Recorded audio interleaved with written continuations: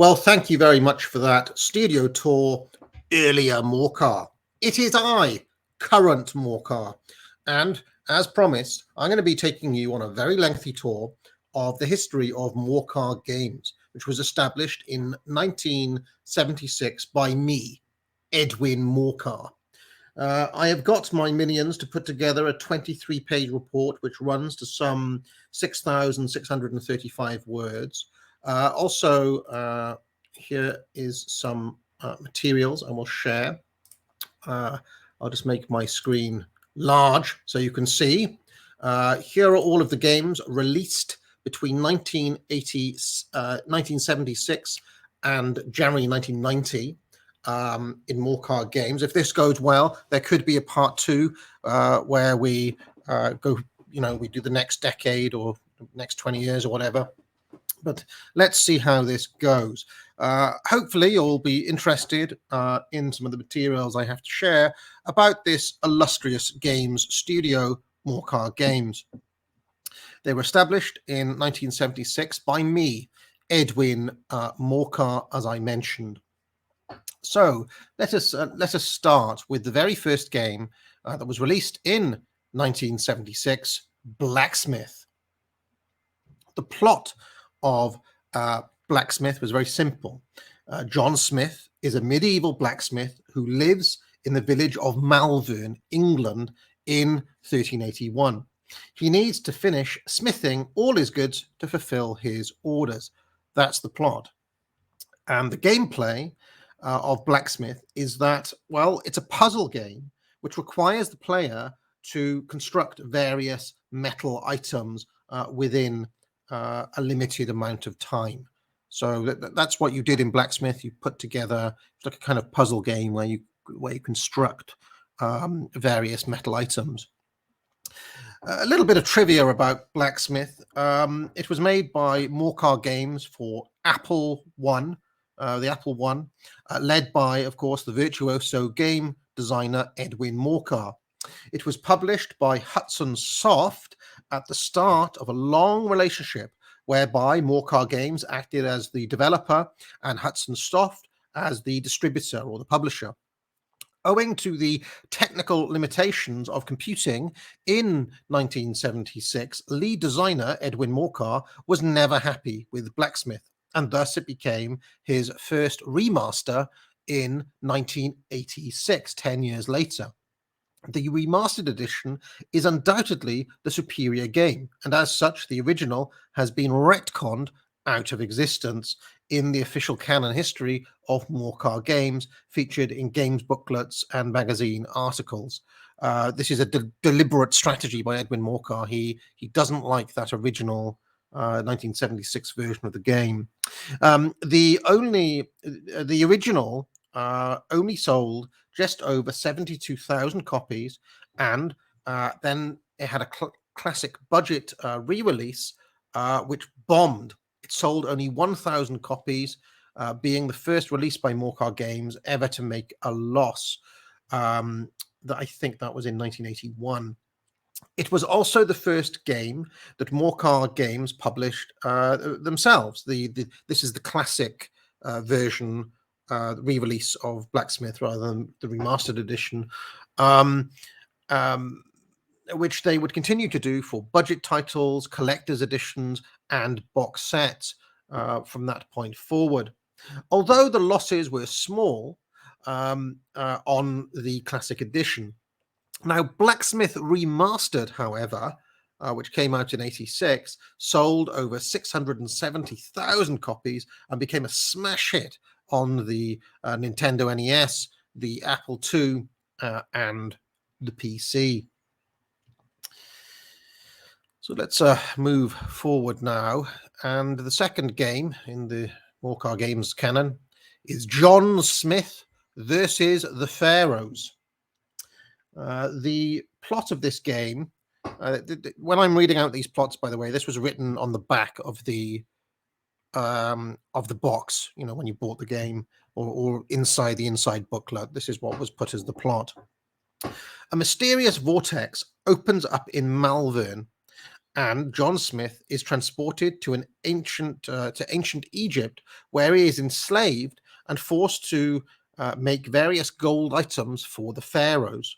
He must make 100 gold objects for the pharaohs to return back to England in 1381. Well, the gameplay of John Smith versus the Pharaohs was similar to Blacksmith, only this time he was making gold objects as opposed to regular metal ones, like iron or steel or whatever it was. Also, if the player makes too many mistakes, John Smith is whipped by the Pharaohs and he must start all over again. A little bit of trivia about this game. It was, again, made for the Apple I, and it sold extremely poorly. Only 38,852 units in total, with another 2,497 for the classic edition re-release in 1979. Sorry, the Blacksmith Classic came out in 1979 as well.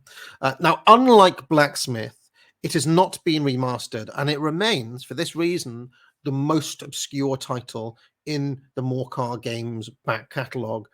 In other words, unless you were one of those 40,000 people who bought the game back in the 70s, nobody has replayed this game at all. So John Smith versus the Pharaohs, very obscure title in the Morcar Games back catalogue. Moving on. And in 1977, there was the release of Morcar The Mage. Obviously, Edwin Morcar calling the lead character after himself. The plot is as follows. Morcar is an evil mage who is angry at the fact that everyone in his town, Somerville, is very cheerful. He hatches a scheme to stop them being so happy all the time. Along the way, Morcar upset many people in the town, including Gordon the baker, Doris, who runs the post office, Cedric the postman, and Mayor Grimsby. A small but important detail is that Morcar has a picture of the famous Elizabethan wizard John Dee on the wall of his study. And the game, that is Somerville, his town, is set in 1955. Now, in the gameplay, this, unlike the Blacksmith game, which was a puzzle game, this is an adventure game. The player must collect ingredients for potions and spells in order to play nasty tricks on the various people in the town. And unlike all the later games in the series, there is no combat. This is basically an adventure game where you meet people in the town and collect things. Okay. A bit of trivia. Morcar The Mage was the studio's first game for the Apple II, and it was a smash hit, reaching number 4 in the charts and selling over 136,000 copies. Gaming magazines gave it an average rating of 75%, and it made over $750,000, which in these very early days kept Morcar Games afloat after a difficult start. It was also the first game made with the patented Morcar engine, which has been constantly updated since 1977. I'm going to be telling you about all sorts of games made by this studio, and they are all on this engine called the Morcar engine, although it has, let's just say, evolved and developed greatly during that time. It's constantly having the latest technologies added to it. The classic budget re-release of Morcar The Mage sold over 23,500 copies in 1983. However, there was also an add-on pack made for this game. This is where they released an expansion pack, essentially, called Morcar The Mage, The Lost Spellbook, which sold over 73,000 copies and was later bundled together in a complete edition, which sold another 3,500 copies in 1980. So then came out this rather exciting game here, Morcar 2, The Gravity Masters. Hot on the heels of the first game. And I'll tell you a little bit about its plot, the gameplay, and the trivia yet again. So the plot is that Morcar wakes up one morning to find all the items in his room floating in the air. Given that he did not cast any elevation spells, he is very curious to find out what is going on. He then finds all the various people in his town floating too. Mayor Grimsby begs the evil wizard to help, and begrudgingly, Morcar agrees to help the village, but secretly only because he wants to learn this dark gravity magic for himself. Eventually, he discovers it is a group of strange and masked magic users called the Gravity Masters, and you can see one of them on the front cover here. Now, in terms of the gameplay, this is also an adventure game similar to the first, only now there is an RPG element to the game in which Morcar takes part in turn-based battles with enemies where he can cast summons and, of course, spells. There are two, so if you can imagine, there are two ranks of creatures that you can see on the screen for a total of up to 12 creatures in any given combat, not including the wizard himself. And another component to this is that there were several physics-based puzzles in the game, which was quite a big selling point at the time.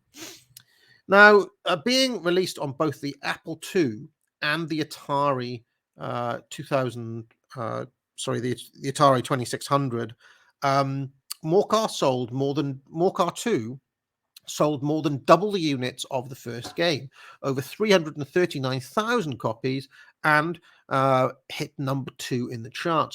Now, like the first game, it received 75% from magazine reviews. It also made $2.2 million in profit. The add-on pack was called Morcar 2, Spells in Space, and it sold 148,000 copies. The classic release came out in 1982 and sold another 25,000 units, along with a complete edition, which sold another 5,000 again. So, big hit on the Apple II and the Atari 2600. The next game in the catalogue was a spin-off title called D the Wizard. Now, a little kind of Easter egg before we get going. John Dee was actually an artist friend of Edwin Morcar's, and because John Dee also was the name of this wizard in the Elizabethan era, Edwin Morcar had a kind of special interest in this historical character, and he kind of named the character after his friend, for this reason. Well, anyway, John Dee is the plot of this game is as follows. John Dee is a famed wizard in Richmond upon Thames in Elizabethan England.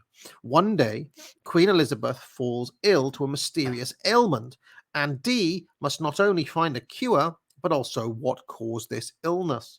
He soon discovers all the plants in the area have been dying, and he finds a strange vortex, similar to the one that had transported John Smith to ancient Egypt. It turns out that the Queen was made ill by this vortex, which had been opened by a mysterious lord known only as the Master of Time. The game features many historical characters from Queen Elizabeth's court, such as Robert Dudley, Sir Thomas Wyatt, Sir Walter Raleigh, Sir Francis Drake, Robert Cecil, William Cecil, Sir Francis Walsingham, and the Earl of Essex. The gameplay is similar to the Morcar games, only there is more emphasis on detective work in this story. Also, where Morcar uses mostly offensive spells such as fireballs and lightning and that sort of thing, Dee focuses his magic on potions and healing abilities, as well as ritualistic elements of the occult, which in gaming terms translates to, buffs for his creatures, defensive spells, things like this.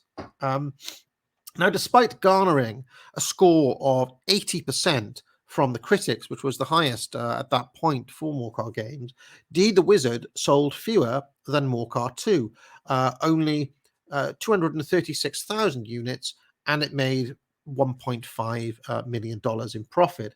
Again, it came out on the Apple II and the Atari 2600. The classic edition, released in 1981, however, sold relatively well, almost 40,000 copies, which was very good for a budget release at that point. Also, the add-on pack called D the Wizard, The Lost Arts came out in March 1978 and sold 160,000 copies itself, which is very, very good for an expansion pack. The complete edition sold another 10,000 in 1981. Now, owing to the prominent portrait of John Dee in Morcar's study in the Morcar games, this game was considered part of a spin-off, and therefore Dee and Morcar are part of the same franchise, and they're considered to be part of the same kind of in-game universe, which is an important point for some of the later games, as we'll see. So the second game was called D2, The Artisan Time Trap. Came out in 1978.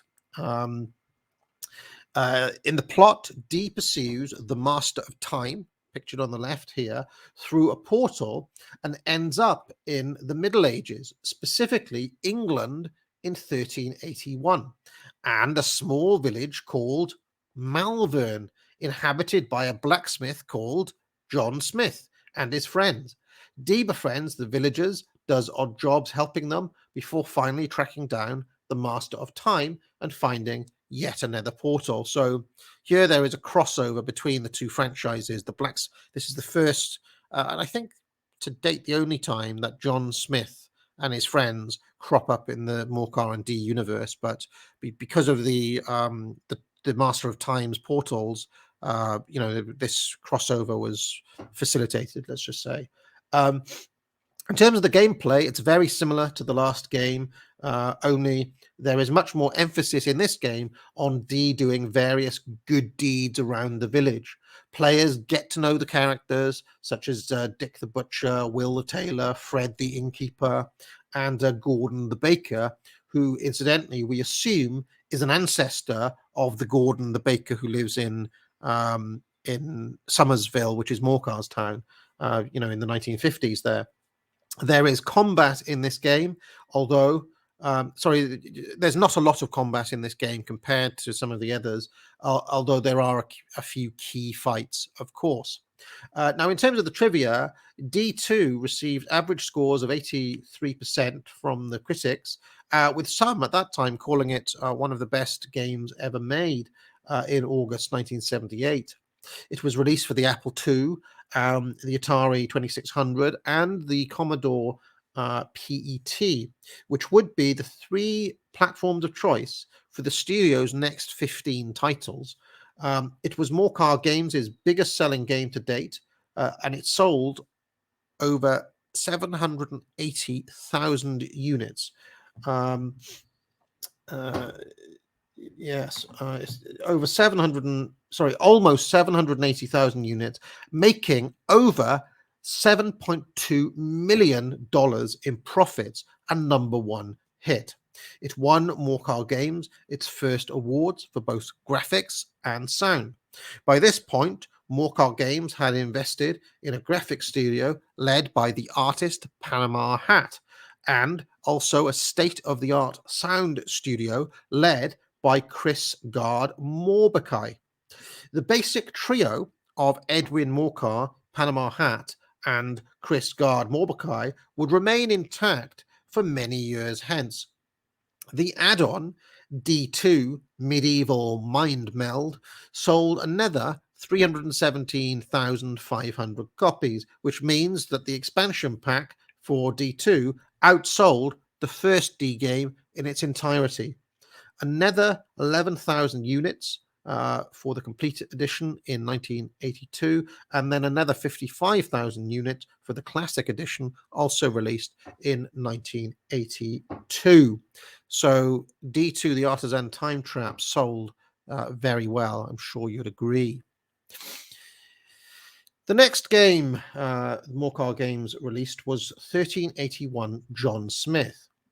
The plot of this game says that John Smith is happy to be back in England, especially after Dee's help. But trouble is brewing, as people are widely unhappy about King Richard II and his harsh taxations. Rumours abound of a rebellion. John Smith must navigate the stormy waters while keeping his blacksmithing business afloat. The storyline sees John Smith having to make a choice between siding with the peasants' revolt or siding with the king. In either case, he must fulfill various weapons contracts for whichever side he chooses. Now, in terms of the gameplay, this is an adventure game similar to Morcar and D games. Only John Smith must also run his blacksmith shop. So the player must play a mini game constructing various weapons and items, and that mini game is very similar to the first blacksmith game. And he plays that in between, talking to the various characters and going on quests as part of the main story. And as you can imagine, because D2 was set in Malvern, a lot of the graphics and a lot of the scenery in 1381 John Smith are kind of reused or repurposed from D2 because it's set in the same town. Now, in terms of trivia, this game received a whopping 86% from critics and gave Morcar Games back-to-back #1 hits. It sold 938,000 copies, and it made almost $4 million in profits. The studio was really hitting its stride in January 1979. John Smith became a much-loved character, and the game boosted the Blacksmith franchise. The classic edition of the game came out in 1982, and it sold 28,000 copies. So the next game to be released was John Smith versus the Ice Hockey Demons. The plot is as follows. Once again, a mysterious portal opens up in John Smith's village. Only this time, he is not sucked through it, but instead, an ice hockey team of 5 brash demons who are called only after their jersey numbers, that is 1, 2, 3, 4, and 5, come out of it and start terrorizing the peasants. The sheriff of the town orders John Smith to produce ice hockey sticks, as the demons refuse to leave until they are given a game. John Smith agrees to captain the village ice hockey team. His teammates are Dick the Butcher, Will the Tailor, Fred the Innkeeper, and, of course, Gordon the Baker. Gameplay. The game is split between John Smith making various items, including ice hockey sticks, and then the game of ice hockey itself against the demons. The ice hockey game is 5-a-side, and the demons incessantly cheat by fouling the villagers whenever they can. And to combat this, John Smith has a hammer which he can use to stun to momentarily stun the demons. Now, in terms of a bit of background trivia to this game, in 1979 there was a popular craze for ice hockey, and Morcar Games sought to capitalize on this and the popularity of John Smith, who, remember, was coming off the back of 1381 John Smith, which was a big hit, by putting these two concepts together in an extremely unlikely and unique game. A medieval blacksmith playing ice hockey against a group of rude demons. Well, as unlikely as it sounds, it worked. The game received 80% from the magazines, but it sold over 1.1 million copies, becoming the first game by Morcar Games to go gold. It's won awards for best graphics and sound, and made $10 million in profit. It was also the third straight game from the studio to reach #1 in the charts. The classic edition, however, sold relatively poorly in 1982, barely 24,000 copies. The public, it seems, had quite enough of ice hockey by that point. However, in 1979, that was not yet the case, because Blacksmith 2 was called Revenge of the Ice Hockey Demons. And the plot of this is as follows. It says, after the village defeated the ice hockey demons, they agreed to leave. John Smith told them never to come back. However, since then, ice hockey has taken off in medieval England, and John Smith's team are crowned regional champions. King Richard, who is happy of the distraction, announces that there will be a national tournament to find the best ice hockey team in the land. Unfortunately, the ice hockey demons somehow catch wind of this and enter the tournament themselves. But alas, if they were to win the tournament, the demons would be able to permanently open a portal to the underworld and England would be no more. So John Smith must lead his team to victory to ensure this does not happen and to save England and King Richard. In terms of the gameplay, it's very, very similar to the previous game, with the exception that now there are many other teams who you can play against before reaching the Ice Hockey Demons, who are the end boss. In terms of trivia, hot on the heels of the last game, Morcar Games rode the wave of popularity, and this game was another huge hit, selling over 945,000 copies and making $8.8 million. It was, in fact, it was only kept off the top slot in the charts by the fact that John Smith versus the Ice Hockey Demons was still on general release and continued to sell well right the way through 1979.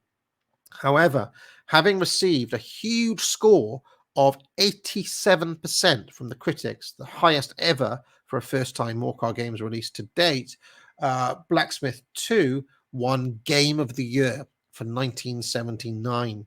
In 1982, it sold another 21,000 copies in a Game of the Year edition, and then another 32,000 in a Classic Budget edition, which came out at the same time. In 1990, Edwin Morcar decided to remaster the game with new graphics and sound for the Apple Mac and the PC. And this version of the game, with modern graphics, modern sound, received a huge 89% from the critics, the highest ever rating for a single game by Morcar Games to date. At the time of writing, the game is still on general release in 1990, so we do not have final sales figures. It has sold over 456,000 units thus far, and it shows no signs of slowing. So I think the studio is reasonably confident that it could at least, it could be another gold record, as it were. Anyway, back in 1979, and the next game was the Ice Hockey Demons versus the Pharaohs. After losing for the second time to John Smith's team, the Ice Hockey Demons go back through their portal only to find themselves in ancient Egypt. The Pharaohs try to enslave them, but the demons suggest that the only way to settle this is to play ice hockey, which of course happens. And the gameplay is similar to the previous games in this kind of mini series here, only this time players can choose whether they want to play as the Ice Hockey Demons or as the Pharaohs. This is the first time players got to play as the Ice Hockey Demons themselves, or indeed as the Pharaohs. The Pharaohs team consists of Ramesses II, Cleopatra, Nefertiti, the Sphinx, and a mummy called Ra. A little bit of trivia around this. Determined to maximize their revenue on this hot streak, Morcar Games gave the Ice Hockey Demons their own spin-off title against the villains of the second John Smith game, known only to the most hardcore fans, the Pharaohs. And this sold over 554,000 units. It made $4.8 million in profit, and it reached number 4 in the charts. Now, obviously, those are quite big numbers, but they're still less than the previous games. And this was a sign that the trend was waning. But still relatively big numbers, and it was worth doing, of course. In 1983, however, the public were well and truly burnt out on the ice hockey theme, and the classic edition of Ice Hockey Demons versus the Pharaohs sold only 13,600 copies, which is very, very poor. As well as being released on the usual platforms, Apple II, Atari 2600, and Commodore PET. This game was also released for the Radofin 1292 APVS, which is a kind of an obscure console, but Morcar Games wanted to test the title by test the waters by bringing this game out for it. The next game in the series was the Ice Hockey Demons Down the Dungeons. The plot of this is as follows. After losing yet again, this time to the Pharaohs, the Ice Hockey Demons, now trapped in ancient Egypt, are banished to the dungeons. They must try to find a way out. Unfortunately, there are many monsters in the way. The final boss is the Slave Queen, who carries a huge whip. Now, in the gameplay of this is an adventure game similar to the Morcar games, only instead of turn-based battles for combat, the Ice Hockey Demons play games of hockey in place of the combat to defeat the monsters, who are mostly goblins, orcs, and skeletons. When in the adventure mode, the player actually controls all 5 demons at the same time. For all intents and purposes, they move as one unit, as one blob. In the end boss battle against the Slave Queen and her team, the whip power can force demons to change side, so that the ice hockey games can be, for example, 6 versus 4, or even 9 versus 1 if she zaps 4 different players. Obviously, if she zaps all 5, it's game over. So that was quite interesting. In terms of the trivia, despite the downward curve, Morcar Games were determined to milk the popularity of the Ice Hockey Demons for all they were worth. Chris Gard Morbekai gave this game a truly epic soundtrack, especially by the standards of that time, and the result was another Sound Award, his 3rd overall. The game scored 82% and sold over 899,000 units. It made $8.2 million and was number 2 in the charts. The Classic Edition sold concurrently with the Classic Edition of the previous game in January 1983, though, of course, because of the anti-ice hockey attitude of the crowd of that time, sold only 22,800 units. Incidentally, this was the only game Morcar Games ever released for the Fairchild Channel F, which they experimented with after disappointing sales on the Radofin 1292 APVS. Years later, in July 1987, Morcar Games released a retrospective box set called the Ice Hockey Demons Tetralogy, collecting all 4 games featuring the Ice Hockey Demons. The critics gave this set a massive score of 90%. Perhaps nostalgia was starting to kick in, and this set sold 93,315 copies, making another $2.2 million for the studio. So in total, the Ice Hockey Demons games made the studio over $40 million. The next game to be released was Morcar versus D, The Wizard's Duel. The plot of this is as follows. At the end of his last adventure, D found a portal. Here we discover that after he went through it, he ended up in Somersville, Morcar's town.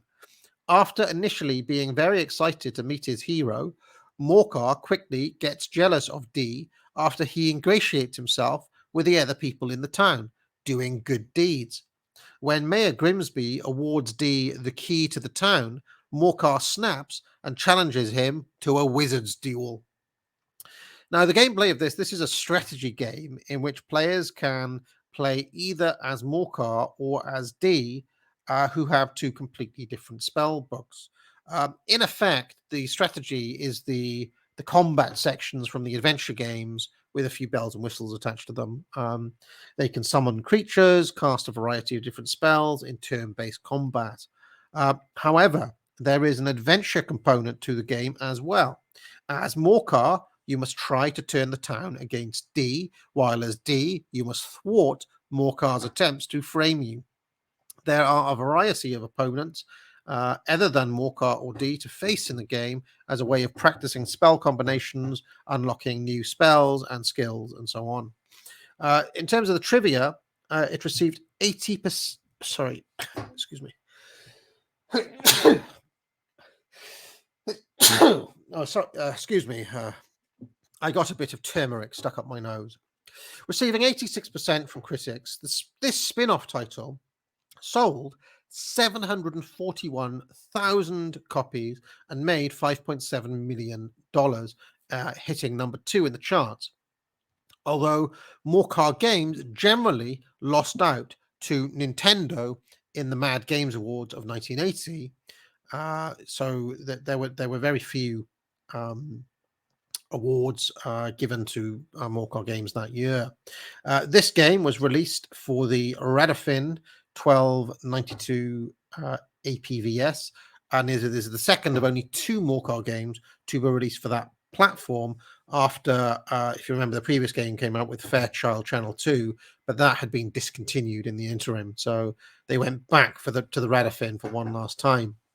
The game sold another 40,000 copies in the Classic Edition in 1983, and amid a slew of other budget releases from Morcar Games. If you notice, in 1982 and 1983, Morcar Games reissued basically its entire back catalogue, and that's there was a bit of a glut of games that they released onto the market in those years. So the next game is Morcar 3, The Master of Time, released in 1981. The plot is as follows. After learning about the Master of Time from D, Morcar becomes obsessed with the idea of being able to summon time portals for himself. He must have that power. However, only the Master of Time has this knowledge. Morcar must find and defeat him to become the new Master of Time. In terms of the gameplay, it's very similar to the last game, only now there is an emphasis on time puzzles rather than on physics puzzles. If you remember, Morcar 2 was all about gravity. Players should now be quite familiar with Morcar's spellbook. The end boss, the Master of Time, has many unique abilities, and it is a very difficult battle, even for hardcore gamers. In terms of the trivia, another critical hit with an 86% score, the third game in the Morcar series to win Best Graphics, as well as netting Chris Gard-Morbakai his 4th Best Sound Award. It sold 577,000 copies and made over $3.8 million. Number 3 in the charts. Another 60,000 in 1983 as a budget title. This was the first title that Morcar brought out for the Atari 8000, as well as their usual 3 systems, the Apple II, of course, the Atari 2600, and the Commodore PET. Their next 8 games would be released for these 4 systems. An add-on was made in August 1982, over a year after the game was released, called Morcar 3 Back to the Stone Age, which saw the mage transported, of course, to the Stone Age. This expansion pack sold 185,000 copies, and the complete edition, which bundled them together, another 15,000 in 1986. The classic edition was released in 1983, and that sold 60,000 copies as well. So quite a successful game. The next game released by Morcar Games was Morcar vs. D2, Time Traveling Wizards. The plot is as follows. After defeating the Master of Time, Morcar has gone wild, opening portals to different dimensions. D is furious that Morcar is messing with such powerful magics and seeks to put an end to it, hence Morcar versus D. The gameplay is as follows. The formula is now very well established. But in this game, players are taken to different periods in history, such as the Roman era, the Stone Age that we saw in the add-on of the last game, Napoleon's France. Each have different enemies and encounters in the various combats. Whether the player plays as Morcar or as D, the adventure is the same, but naturally the end boss is against the other wizard. Now, in terms of trivia, this was another number 3 hit. It sold 484,000 units and made $3.9 million. It also won awards for Best Graphics and Sound at the 1981 awards. Its classic edition came out during a glut in 1982, in which Morcar Games reissued their entire back catalogue, and that classic edition sold another 37,200 copies. Yes. Incidentally, even though a lot of those classic games didn't sell that many copies because they were all issued together, it did mean that Morcar Games won Publisher of the Year for reissuing its whole back catalogue. So it did have that award to its name, which can be seen in one of the offices at the start of this video. So the next game that came out was 1381 John Smith in 1981. The plot is as follows. In the chaos that ensued from Morcar gaining the power of time, he opened up many portals, including one from England in 1381 to New York in 1981. Just his luck, John Smith, of course, was pulled into this portal, and now the medieval blacksmith is the fish out of water on the streets of New York. Can he overcome the extraordinary culture shock to find his way back home? Now, in terms of the gameplay, this is an adventure game similar to the previous adventure games that we've seen in the series, especially the first 1381 John Smith. As ever, however, there are mini games that require John Smith to construct certain objects. This game is very notable for its humor. A lot of the humor derives from spotting things about society in 1981 and, of course, John Smith's reaction to them. In terms of the trivia, this received a huge score of 87%. And much like the first 1381 John Smith game 3 years earlier, critics were calling this one of the best games of all time. However, the market had soured on time travel related games, this being, of course, the studio's third game in a row on this field. And given the hype around it, given that this was being called one of the best games of all time, it actually sold quite poorly, 425,000 units and number 8 in the charts. It made just over 2.8 million, and the reissue brought out in October 1984 sold 24,500 units as well. So the next game was we're back to the Morcar versus D series, Morcar versus D3 Infiltration. The plot here: D has seemingly taken up permanent residence in Morcar's town and has set up an alchemy academy where he trains apprentices. A disgusted Morcar has set up a rival academy where he teaches fire magic. This town is surely only big enough for one wizard and one wizard school. Can either of them infiltrate the other school to put them out of business permanently? Now, in terms of the gameplay here, players must disguise themselves as a wizard in the rival schools, which means pretending to be a level 1 apprentice and starting with a completely blank spellbook. This means that playing as D, you'll end up using Morcar's spellbook and vice versa. The twist on game strategy compared to the previous games is that now many standard counters will not be available because, of course, it'll be fire versus fire, Morcar spellbook versus Morcar spellbook, or D's versus D's. This makes the game a little more difficult than previous installments. Now, this reached number 4 in the charts in 1982, and it sold 509,000 copies, making $3.6 million in profits. These games were not the massive hits of 1979 or the Ice Hockey Demons, but they were still making very reliable returns. This game received 84% from critics. It won Best Graphics and Best Sound, the latter being Chris Gard-Morbekai's 5th consecutive award in this category. The 1984 classic reissue sold another 44,000 copies. And then we get Morcar versus D4, the Pirate Lords.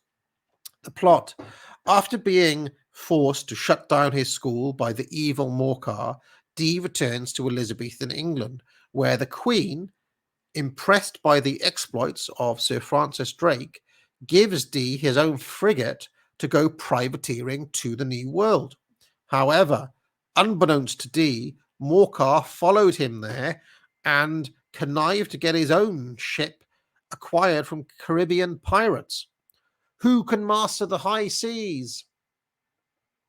In terms of the gameplay, this game focuses on sea battles where the player must fire cannons at the enemy's ship. Once the enemy ship is sufficiently weakened, then the player can raid it, which will take them to the regular turn-based combat of the series. You get to cast your summons and your spells once you board the ship. In terms of the trivia, this was number 5 in the chart. It sold 565,000 units, made over $4 million in profits. And this game saw Morcar Games in a kind of holding pattern, making virtually guaranteed returns on its titles, but seldom selling more than 600,000 units. They had built up a group of hardcore, loyal fans. The Classic Edition sold another 24,000 copies in 1985. Now, the next game was D3, the Thieves Guild. The plot here: Queen Elizabeth has noticed that the gold keeps going missing from her coffers. She tasks Dee with finding out who is taking that gold and with retrieving it. Dee must investigate each of the major courtiers to find out who has taken the money, as well as recruit a group of thieves to break in and retrieve the stolen money for the Queen. Now, the gameplay, as with previous installments, there is a strong detective element here. The thief portion of the game involves a mini game in which players must plan and execute heists using a mechanic similar to the game Dare Clue, if you've ever played that, or there's another game called How They Stole a Million, and the mechanic is similar. You plan the heist and then you play it through. Now, with 86% given by the critics, this game won Morcar Games its second ever Game of the Year award, as well as graphics and sound awards that seem almost obligatory at this point. The game, however, conformed to the commercial pattern of the studio in the 1980s and sold 452,000 units, making it just under $3 million in profits. An add-on, D3, Further Thieves, sold another 184,819 units. The complete edition sold another 15,000 units, and the classic edition another 60,000 in 1986. However, the game was re-released yet again in a Game of the Year edition in 1990, selling over 21,000 copies to date. But at the time of writing, the game is still on general release, and these are not final numbers. Incidentally, this was the last of 16 releases by Morcar Games on the Commodore PET. Now we come to Morcar Games' big experiment, launching its own console, the Morcar Advantage. Morcar Games had amassed a lot of capital through all of the money they'd been making, and had researched how to make their own console. The result was the Morcar Advantage. However, development of this was beset by delays, and by the time the system was actually released in 1984, it was already somewhat outmoded. You can see that one there says its technology is first generation technology. It has some which are level 2, but a lot of it is first generation tech. Morcar was almost immediately unhappy with the technical limitations of the system. However, owing to its relatively low price, the console was able to capture around 4% of the market by 1990, and it sold over 6 million units. It was actually the 8th best-selling console of all time. Its total revenue exceeded $2.2 billion. But since only around 10%, only around $10 per unit was profits from the system rather than revenue were only around 58.5 million. More than 24 games were made for the system by third-party developers. And I will tell you more about the story of the Morcar Advantage soon. Now, the next game to come out was Morcar versus D5, a game of chess. The plot here is as follows. D is minding his own business one day when in barges Morcar and challenges him to a game of chess. But with a twist, magic. No one has ever seen a game of chess like this before. The winner will declare themselves the greatest wizard of all time. In terms of the gameplay, players play as either Morcar or as D in a game of chess against the other. The gameplay is exactly as chess, so you're actually playing real chess here, only with a little twist. Whenever one piece takes another piece, it triggers the turn-based spell battles, of the series. So as soon as you let's say a knight tries to take a bishop, you'll go into a turn-based combat. If the attacking player loses, they lose their piece instead, which obviously blows open a lot of the strategy of chess and makes it into quite a different game. Now, if you didn't like this, there is an option to turn off that if you'd prefer just to play a normal game of chess. There was that option in there, but quite a unique game. Now, this was the launch title for the Morcar Advantage, the console that I just told you about, but it was also released for the Apple II, the Atari 2600, and the Atari 8000. Despite the technical limitations of the new console, Morcar's creative teams were able to wring every last bite out of it to net Best Graphics and Best Sound Awards for 1984, which is quite a feat. The game sold 490,000 copies and it made $1.6 million, reaching number 2 in the charts. The classic reissue sold another 51,000 copies in 1987.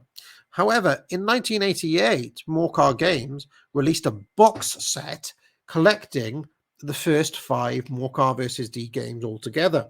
And this received 90% from critics who were stunned by the consistency of the series. The box set sold another 155,595 copies, and it made another $3.7 million in profits. By this point, Morcar and D had become gaming icons on par with Pac-Man or Mario or other such legends. The release of this Morcar versus D5 game also marked the end of the 8-year relationship with Hudson Soft. With the release of its own console, Morcar Games had ambitions to self-publishing all its own titles like Nintendo. So let's see what happened next. The next game is Blacksmith 3, The Mountain of Doom. The plot is as follows. John of Gaunt, who of course was Richard II's right-hand man, has commissioned John Smith to make him a suit of armor from diamond-enforced titanium. The only trouble is that no furnace is hot enough to smelt such metal. So John Smith must travel to the Mountain of Doom, which has a volcanic core that is hot enough for him to make the armor. Now, in terms of the gameplay, unlike previous games, which foreground John Smith making various objects, the central gameplay here concerns climbing the mountain. Various parts of the mountain are impassable, however, until John Smith crafts the correct object to progress further up the hill. At the end of the game, players must construct the armor from many pieces, which is by far the most complex puzzle seen to date in a blacksmith game. Now, in terms of the trivia, this was the first exclusively self-published title by Morcar Games, which were obviously they've released the budget games themselves and the collector's editions, but this is the first kind of launch title that they brought out.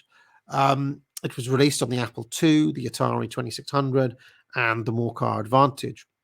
However, being inexperienced at distribution, Morcar Games were only able to sell just over 191,000 copies, which made them $2.2 million, but these were very disappointing sales by their standards. Still, Blacksmith 3 won Best Sound for 1985, which would be Chris Gard Morbekai's 8th consecutive award. He won the Sound Award every single year from when he joined the company. Never happy with Blacksmith 3, Edwin Morcar later completely remade the game with modern graphics and sound in 1989. And then it won awards for Best Graphics and Sound in that year too. The latter netted Chris Gard Morbekai his 10th Sound Award in 1989, ostensibly for remixes of the same soundtrack that had won him the award in 1985. And this caused some grumbling in the games industry and accusations that the studio was now trading on its reputation more than the innovation that had made it so loved in the first place, and that these awards showed the gaming establishment was becoming entrenched and stuck in the past, like Rolling Stone magazine. The remastered versions of the game, so in 1989 the remastered version came out, and that version of Blacksmith 3 sold, it reached number 10 in the charts, and it sold 658,489 copies on the Apple Mac and the PC. It made over $3.8 million. Moving on now to Morcar 4, The Search for Mentor, and the plot is as follows. Without Dee around, Morcar is bored. He visits Doris, who runs the post office, and reveals to her that he never actually completed his apprenticeship as a mage and is mostly self-taught. However, there was one spell that Mentor, his old master, had not taught him that he has been unable to find. A spell called Wish. He must have it. But where is Mentor now? And the gameplay here, as with previous installments, there is turn-based combat, although the emphasis is much more on the adventuring side in the mainland games, of course. And the final battle against Mentor is one of the most difficult boss fights in gaming history. In fact, many players never completed the game because they were never able to defeat Mentor. Trivia. Morcar Games decided that they would try to leverage the popularity of the Morcar and D franchise by releasing the hotly anticipated fourth titles in their respective series exclusively for the Morcar Advantage and to be published exclusively by Morcar Games. The result was a disaster. First, by April 1985, the technical limitations of the Morcar Advantage, which was in many respects a first-generation console, were crippling to Edwin Morcar and his development team. Second, since the studio was losing money for the first time in its history, the development was rushed, and the game was released with bugs, which had to be patched after release. They did release a free patch for it, but by that time the damage was done. Third, these factors caused the game to be savaged by the critics, which gave it only 78%, which, I mean, while good relatively speaking to the rest of the market, by the very high standards set by the studio, this was the worst rated game since 1977. All of this compounded to a disastrous release which sold only 59,000 units and made a loss of over $1.6 million. The game barely scratched the charts, entering at number 49. Edwin Morcar was furious. He remastered the game just 2 years later, bringing it out on the Apple II and the NES, and for the first time, the Apple Mac in 1987. This second version of Morcar 4 was a huge hit, reaching number 1 in the charts, selling 984,000 copies, making over 6.1 million, the studio's biggest hit since 1979. Edwin Morcar felt vindicated, but also fell in love with the power and capabilities of the Apple Mac. This is a system, he said, that a great artist can work with. Now, the next game was D4, Dragons in Dungeons. D4 damager, you might say. And the plot is as follows. Having successfully retrieved the Queen's gold, D returns to his studies of King Arthur. John Dee was very interested in the legend of King Arthur, you see. He stumbles upon a passage suggesting that Arthur fought a dragon deep underground, exactly where Richmond Palace stands today. Intrigued, he goes to investigate and embarks on an adventure for which he was not prepared. Now, in terms of the gameplay, there is more combat in this game than in the previous installments, owing to the number of monsters in the dungeon. There are 3 dragons to face in total during the course of the game, and these are all very difficult fights. Arguably the most challenging game in the entire franchise to date, owing to those dragon battles. Now, in terms of the trivia, despite the disaster of the previous release, the studio had already committed to publishing D4 exclusively on the Morcar Advantage. They launched a huge marketing campaign, taking out television advertising to try to bolster sales. It worked. They doubled sales, and D4 sold over 120,000 units. But overall, the game still made a $1.5 million loss. The development costs were very big, and 120,000 units is just not enough to make a profit. Edwin Morcar, the virtuoso lead game designer and the CEO of the studio, was so angry with this result that he fired the entire console development team and demolished their office. He hired talented new staff for his existing teams, including the artist John Dee. Remember, I mentioned he had a friend who's got an artist called John Dee, the namesake of the video game character. He is on an enormous salary, the highest salary in the company. I think he earned something like 15 grand a month or something ridiculous like that. But Dee was hired to help Panama Hat in his graphics studio. Morcar hired Pharaohs to help Chris guard Mordecai, and also the game designers and talented programmers such as Charlemagne and Lambda for his core development team. Both Charlemagne and Lambda joined at the same time. Even though the Morcar Advantage bore his name, Edwin Morcar completely disowned the system and vowed never again to make another game for it. He said, "I am a game designer. The Morcar Advantage is stuck in the dark ages, and I need new technologies to bring my vision to life." He signed a new exclusive contract with Hudson Soft and apologized to the executives of Hudson Soft for breaking their old arrangement in the first place, promising to bring out the new versions of the games he had exclusively self-published before. In 1987, immediately after the remastered version of Morcar 4 was made, he started work on a remaster of D4, which again was brought out in January 1988 on the Apple II, the PC, and the Apple Mac. After 28 releases on the Apple II since 1977, the remastered version of D4 was the last game that Morcar Games would make for the system. So quite a legacy on the Apple II. Now, the next game to come out was this one, Morcar versus D6, the Ghostly Viking Ship. The plot is as follows. After defeating the dragons under Richmond Palace, Dee discovers that King Arthur had fought against the Vikings. A treasure chest under the final dragon contained a map claiming the location of a long-lost Viking ship. Dee sets off to find it. However, Morcar, having defeated Mentor, now has access to the special Wish spell, which he can cast once every 7 days.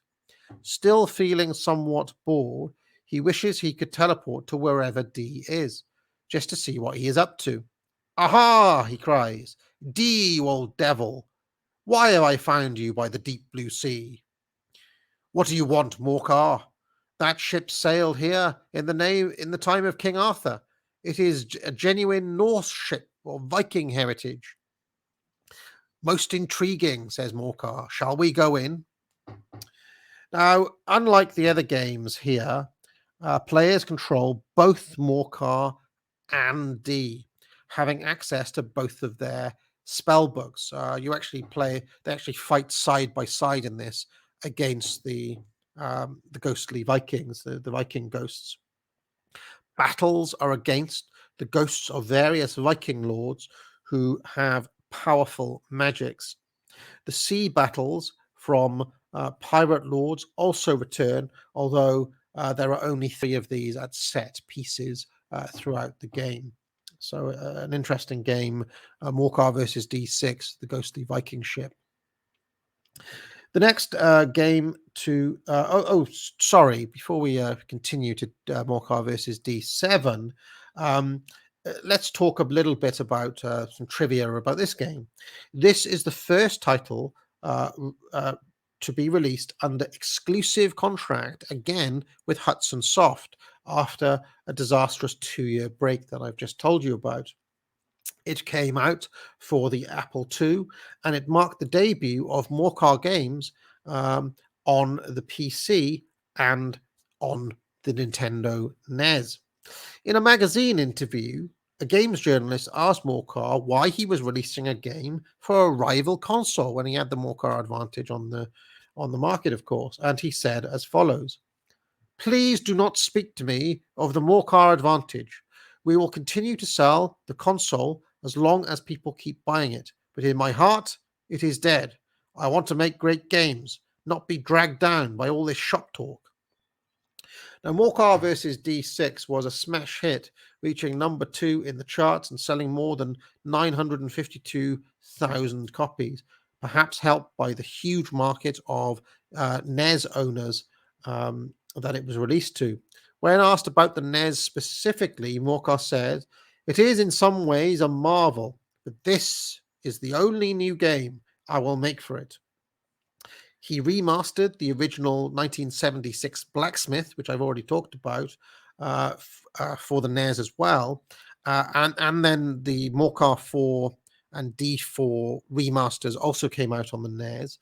But true to his word, after releasing these 4 games, Morcar Games started making games exclusively for the Apple Mac and for the PC.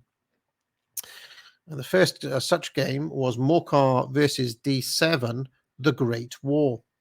The plot is as follows. After clearing out the ghostly Viking ship, Morcar tells Dee about what happened in the 20th century, namely about the 2 world wars. Dee thinks that it is awful that so many people died, while Morcar revels in the destruction. In fact, he gets so excited that in the middle of a diatribe, when the 2 of them are having this debate, he blurts out, "Oh, I wish we could be there." And the wish spell transports them right into the middle of a battle in World War II. They both run and duck for cover, but Morcar ends up diving into the Axis camp while Dee dives into the Allies camp. Will this change the course of the war? Now, this, in terms of the gameplay, is effectively a war game with hexagonal strategic map, if you can imagine that, featuring tanks, infantry, planes, submarines, and other World War II era military units. However, Morcar and Dee are on the map as well, and they can use most of their usual spells and summons. So there's this very strange element in the game where it's a World War II battle with these two master wizards on the battlefield again, casting spells and summoning. So that's the twist.